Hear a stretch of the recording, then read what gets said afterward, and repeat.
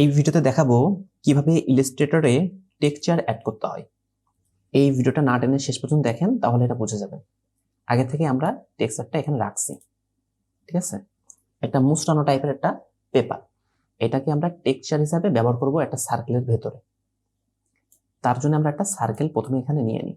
এখান থেকে আমরা একটা সার্কেল নেব, তারপর এখানে শিফট প্রেস করে ধরে এরকম একটা সার্কেল নিয়ে নেব। এখান থেকে আমরা কিন্তু কালারটা চেঞ্জ করে দিতে পারি। সাপোজ আমরা এই কালারটা রাখলাম। এখন আমাদের এর ভিতরে এই টেক্সচারটা অ্যাড করতে চাই, তার জন্য আমরা এই যে নিচে চলে আসবো, কালার অপশনের নিচে এই ছোট্ট অপশন, এখানে ক্লিক করব, ড্র ইনসাইড এই অপশনে।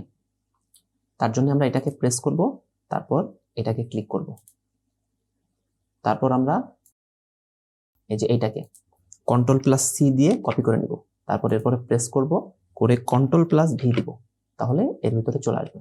তারপর আমরা শিফট প্রেস করে এভাবে এর ভিতরে সেট করে ফেলতে পারবো টেক্সচারটা। তারপর আমরা আগেরটা ডিলিট করে ফেলি। এই যে চারিদিকে যে এরিয়াটা দেখা যাচ্ছে, এটা যেন না থাকে তার জন্য আমরা এই আউটসাইডে দুইবার ক্লিক করব, তাহলে এরিয়াটাও চলে যাবে। এখন আমরা এই যে এটাকে ক্লিক করব, তারপর এই যে নিচে যে ইমেজটা ছিল টেক্সচারটা, এটা সিলেক্ট করার জন্য এই অপশনে ক্লিক করব। তারপর আমরা প্রপার্টিসে যাব, এখান থেকে অপাসিটি এই অপশনে ক্লিক করব।